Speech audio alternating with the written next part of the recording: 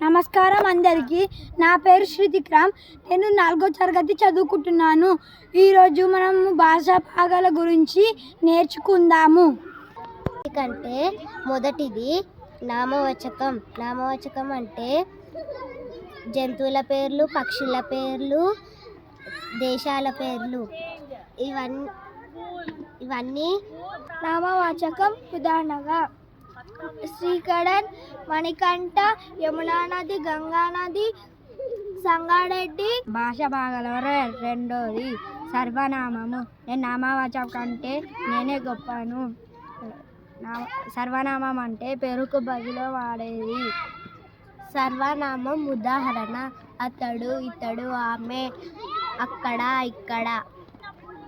భాషా భాగంలో మూడోది విశేషణం. విశేషణం అంటే నామవాచకం, సర్వనామము రెండు గుణాలను తెలిపేది విశేషణం. అన్నిటికన్నా గొప్ప నేనే,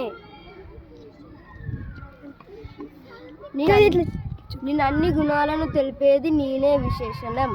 విశేషణం ఉదాహరణ నేను తెల్లగా ఉంటాను, మా నాన్న నల్లగా ఉంటారు, నేను చిన్నగా ఉంటాను, మా అన్న పెద్దగా ఉంటారు, సంగారెడ్డి పెద్దగా ఉంటుంది.